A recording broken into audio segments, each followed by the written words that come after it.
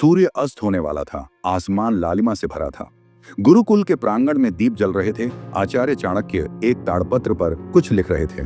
पास ही चंद्रगुप्त खड़ा था। बेचैन असमंजस में चाणक्य ने लिखा हुआ रोका और पूछा, राजन, सत्ता मिलने की तैयारी कर रहे हो, पर आंखों में भय क्यों है? चंद्रगुप्त बोला, गुरुदेव, लोग मुझे वीर कहते हैं, योग्य मानते हैं, पर जब अकेला होता हूं तो खुद पर ही संदेह होने लगता है। चाणक्य उठे, आंगन की ओर चले और बोले, पुत्र, आज मैं तुम्हें वह नीति बताऊंगा जो तब काम आती है जब दुनिया तुम्हें परखने लगती है। पहली नीति जो तुम्हें डर दिखाए वह पहले खुद डरा होता है। चाणक्य बोले, डर फैलाना सबसे सस्ता हथियार है। उन्होंने कहा, एक राजा था जिसे रोज बताया जाता, दुश्मन बहुत शक्तिशाली है, आप तैयार नहीं हैं।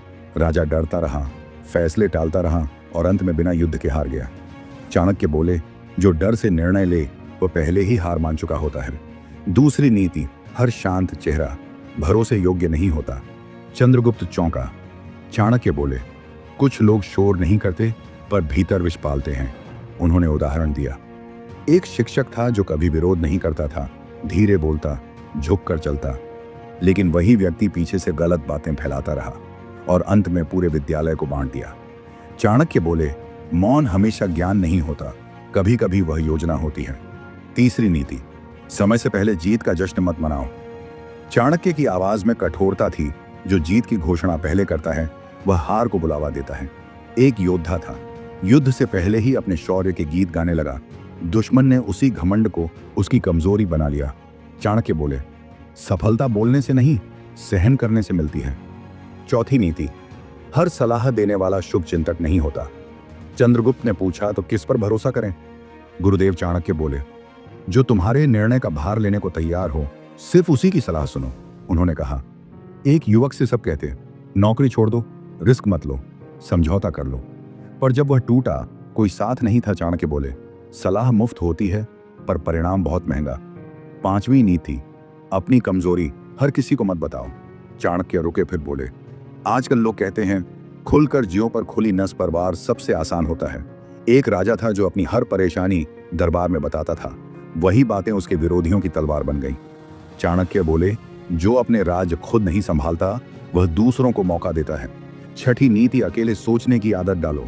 चाणक्य बोले, भीड़ तुम्हें दिशा नहीं देती, वह सिर्फ ढकेलती है। भीड़ ने कहा, यह करो, वह मत करो, अब रुक जाओ, पर अंत में चलना तुम्हें अकेले ही था।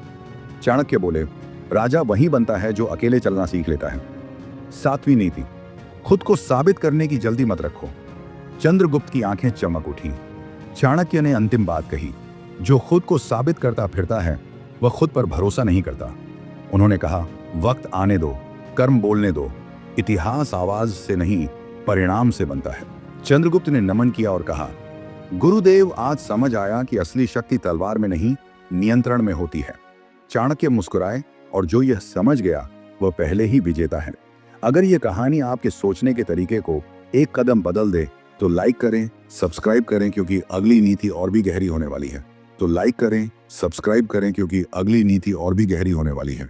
तो लाइक करें, सब्सक्राइब करें, क्योंकि अगली नीति और भी गहरी होने वाली है।